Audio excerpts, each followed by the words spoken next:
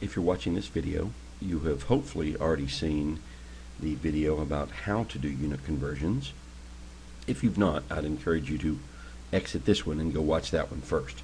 This one will just contain several examples. First example is a straightforward distance conversion. The distance from Rome, Georgia to Paris, Texas is 1,170 kilometers. What is that in miles? You recall from the instruction video that whenever we do a unit conversion, we have to take into account this little picture here and how you get from one point to the other. In this case, we're starting with kilometers, highlighted in green, and we're ending with miles, highlighted in red. There is exactly one way to get from there. From kilometers, you convert to meters. From meters to centimeters, from centimeters to inches, inches to feet, feet to yards, yards to miles. Now I know that may seem like a long distance, but once you've done a number of these, it's really not that tough to set these things up. What the other screen showed us, I've now written down from kilometers to meters, meters to centimeters, centimeters to inches, inches to feet, to yards, to miles. Okay. First thing I do, once I've got that out of the way, is to write down what I was given. I was given that we have a distance of 1,170 kilometers.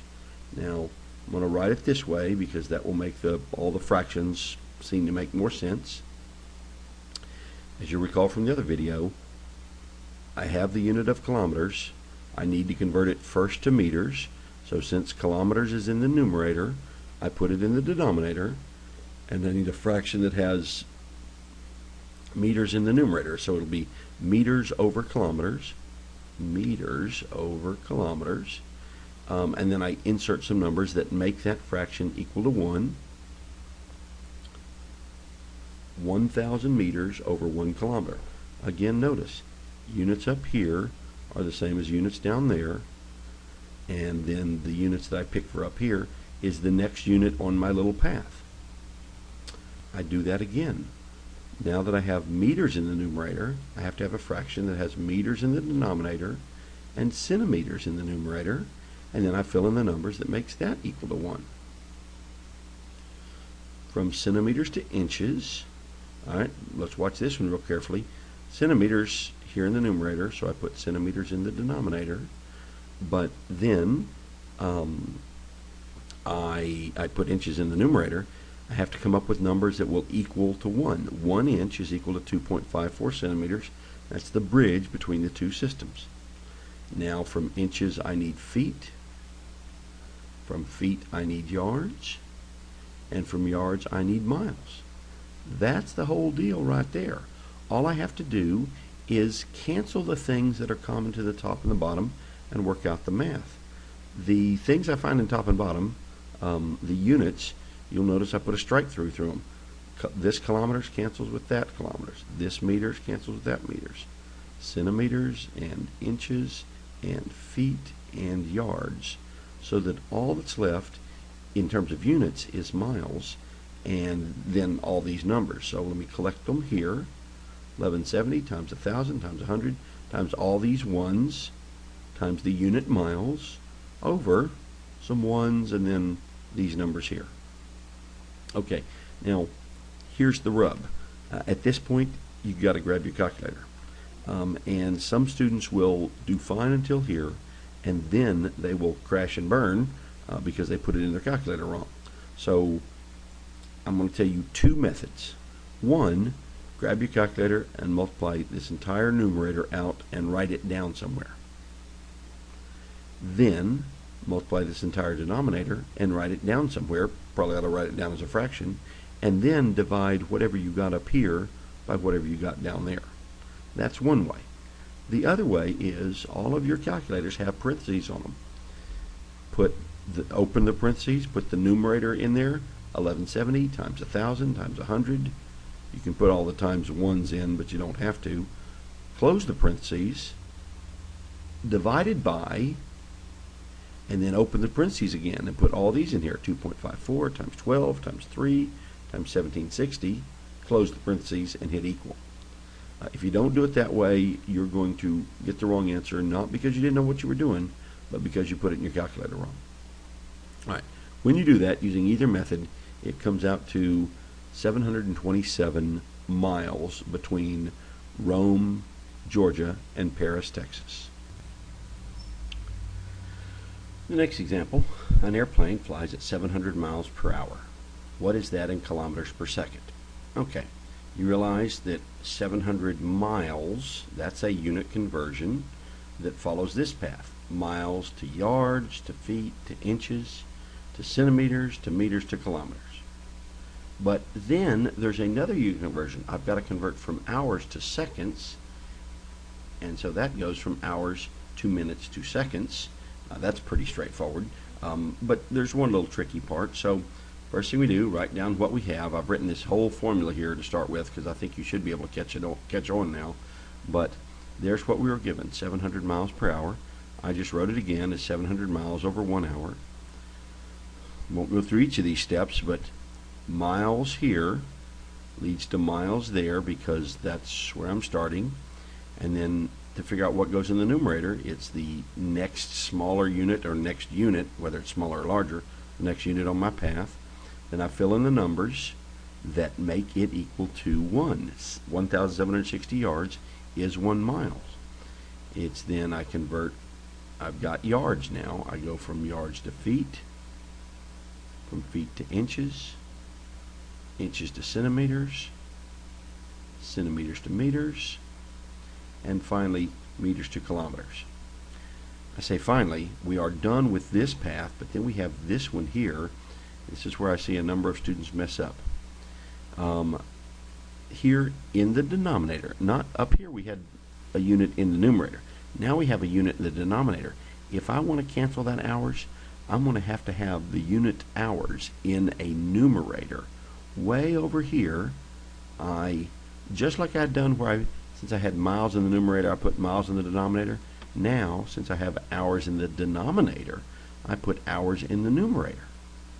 And then I pick the next unit in this path to be the other side of the fraction. And then I fill in numbers such that this whole fraction here is equal to 1. 1 hour over 60 minutes is equal to 1. But I don't want kilometers per minute, I want kilometers per second. So I have a unit here that is minutes in the denominator. I put minutes in the numerator, and the next unit on my path, seconds, in the denominator. I fill in the numbers. 1 minute over 60 seconds is equal to 1. Well, I've made them all over one fraction here. I haven't changed anything except I just multiplied all the numerators together, multiplied all the denominators together. Now, if you look here, I'm not going to go through and strike through them, but see how I have miles in the numerator and miles in the denominator? I cancel the units. Yards, unit yards cancels with unit yards, feet with feet, inches with inches, centimeters with centimeters, the units, meters with meters, kilometers with what? There is no kilometers unit down here. So all of these units back to the left of this, all these units back to the left of this, that is, all the units, not the numbers, but all the units here cancel with all of these units. And that would leave me with just kilometers in the numerator. And then, in the denominator, I have a unit of hours, which will cancel with this unit of hours, a unit of minutes, which will cancel with this unit of minutes, leaving me just seconds in the denominator.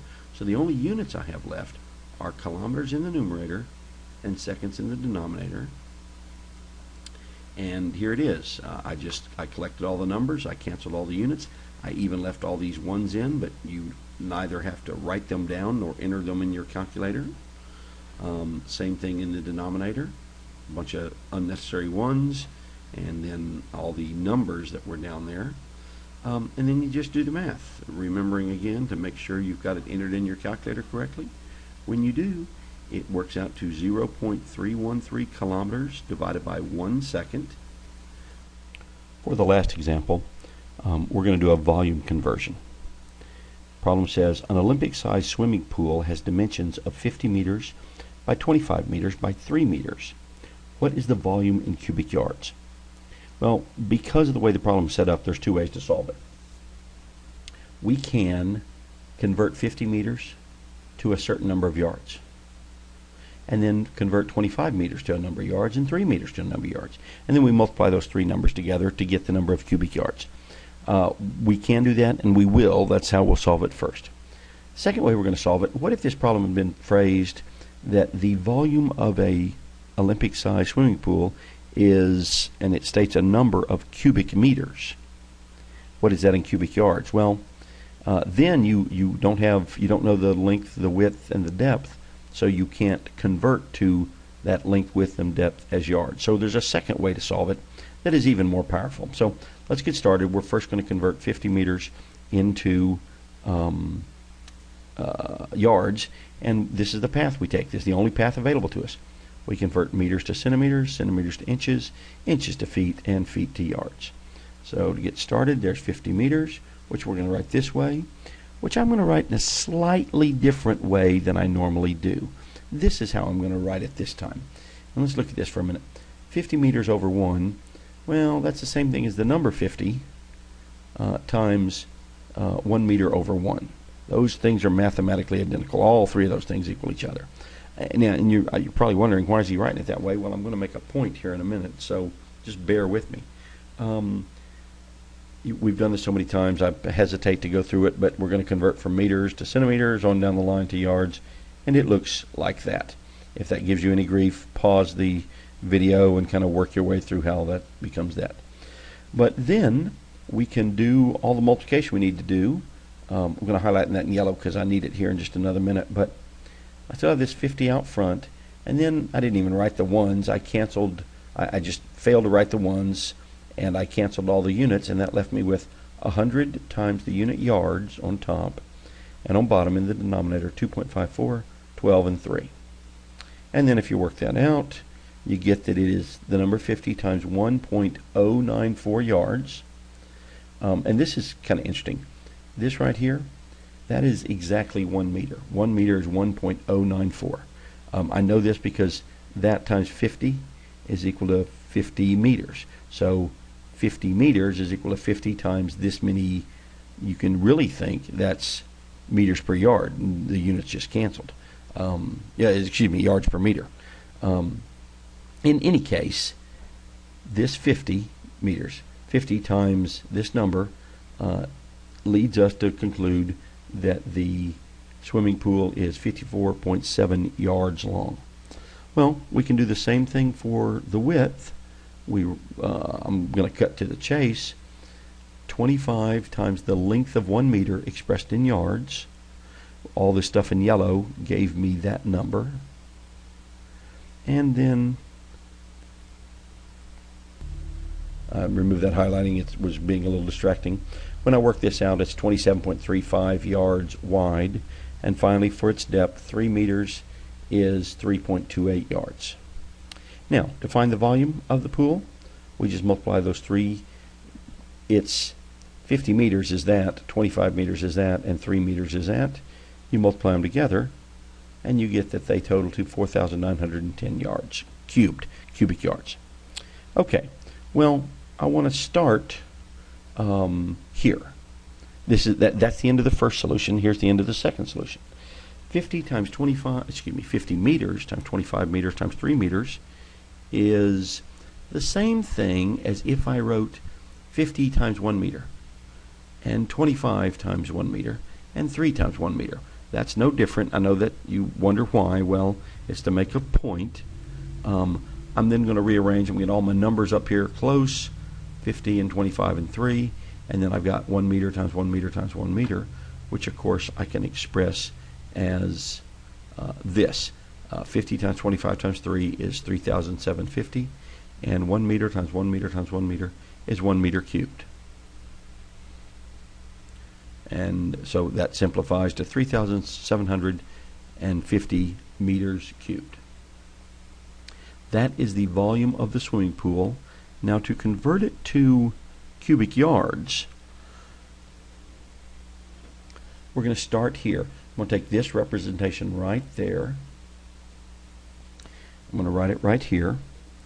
And then see where it says that 1 meter there in parentheses? Well, this 1 meter in parentheses I've replaced with this right here. Now, all of that in the bracket is cubed, but we don't care about that. Inside this parenthesis is 1 meter. That's this one right here. And so I'm going to take all of this and stick it right in there. If you look at the units, meters cancels meters, centimeters, centimeters, inches, inches, feet, feet. So all I have inside this math is yards, some number of yards. Turns out that is the number of yards in 1 meter. And again, it's 3,750 times all of that cubed. Well, that simplifies to this number, which should look familiar. It is this number right here.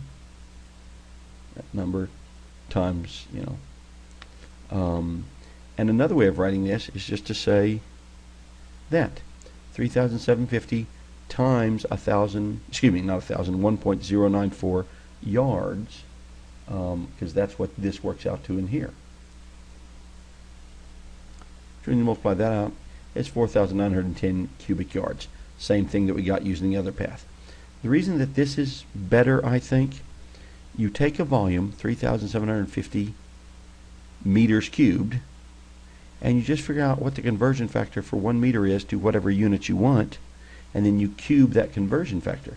Here is that conversion factor being cubed. So you should be able to solve any volume or area problem using that same methodology.